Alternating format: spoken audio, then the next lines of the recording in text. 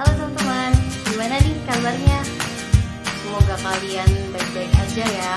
Tapi tetap jangan lupa patuhi protokol kesehatan yang ada dengan cara memakai masker, cuci tangan, dan jangan lupa jaga jarak antara satu sama lain. Di sini kami dari kelompok 2, Profesi Nurse Fakultas Keperawatan Universitas Airlangga akan berbagi sedikit ilmu tentang apa itu WSD. Mungkin dari teman-teman udah ada yang pernah dengar apa itu WSD.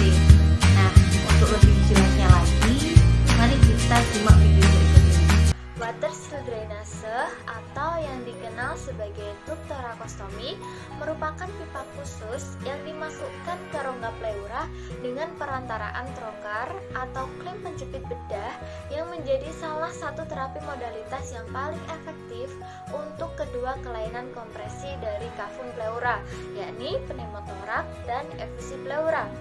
WSD memungkinkan drainase dari udara, darah, pus, cairan serous, dan cairan-cairan abnormal lain yang berasal dari kafum pleura dengan hanya satu arah, yakni dari kafum pleura menuju ke botol WSD yang akan menariknya. Tujuan dari pemasangan water seal drainase atau WSD antara lain: yang pertama, untuk mengeluarkan udara, cairan, atau darah dari rongga pleura. Yang kedua, untuk mengembalikan tekanan negatif pada rongga pleura. Yang ketiga, untuk mengembangkan kembali paru yang kolaps atau kolaps sebagian. Dan yang keempat, untuk mencegah reflux drainase kembali ke dalam rongga dada. Nah, macam-macam WSD ini dibedakan menjadi 3 sistem. Yang pertama yaitu single bottle water seal system. Sistem yang pertama ini menggunakan satu botol yang berfungsi untuk menampung cairan dari rongga pleura dan menggunakan gaya gravitasi bumi. Yang kedua yaitu two bottle system. Sistem ini menggunakan 2 botol, di mana botol pertama berfungsi sebagai penampung cairan dari rongga pleura dan botol yang kedua berfungsi sebagai water seal atau botol yang mencegah peningkatan tekanan pengisapan sehingga cairan dari paru-paru dapat dikeluarkan. Sistem yang ketiga terdiri dari three bottle system atau sistem 3 botol.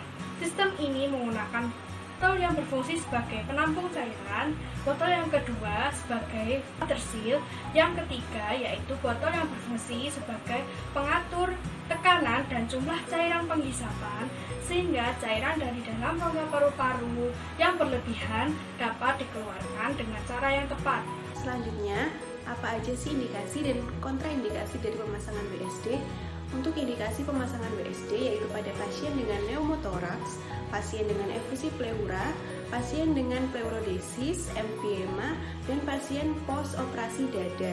Dan untuk kontraindikasinya yaitu pada pasien yang mengalami gangguan pembekuan darah yang tidak terkontrol dan juga adanya infeksi pada area yang akan diinsisi. Selanjutnya yaitu komplikasi pemasangan WSD. Komplikasi pemasangan WSD dapat terjadi karena operator yang tidak berpengalaman, tipe chest tube yang digunakan, atau adanya penyakit yang mendasari. Hampir semua chest tube dapat menyebabkan pembentukan adesi intrapleura yang dalam hal ini dapat menyebabkan paru sulit bergerak, khususnya pada pasien efusi pleura kronik.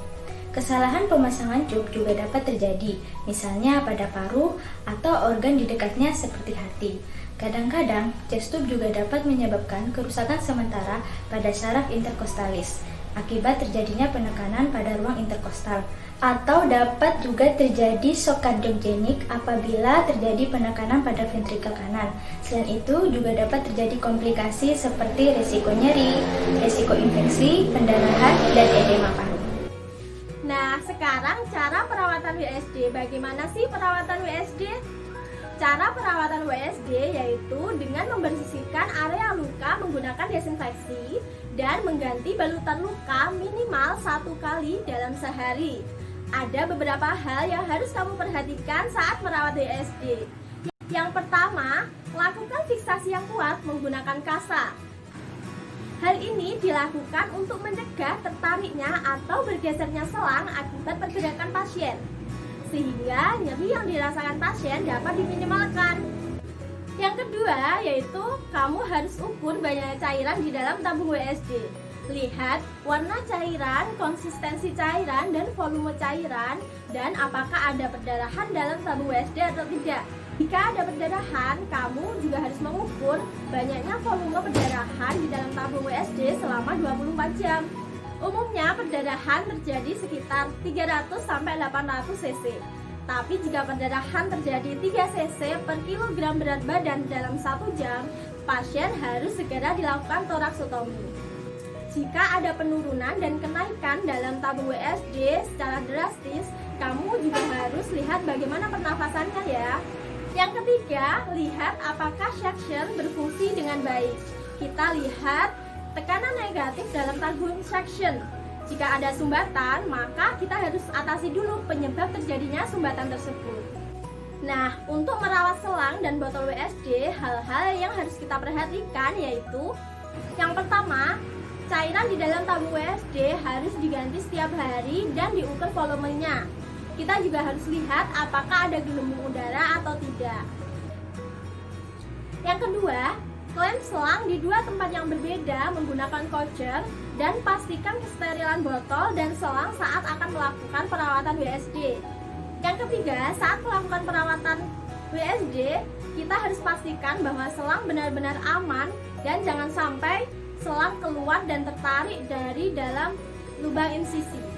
Oke, itu dia materi tentang apa itu WSD, tujuan pemasangan, bahkan gimana sih cara perawatan bagi pasien yang menggunakan WSD.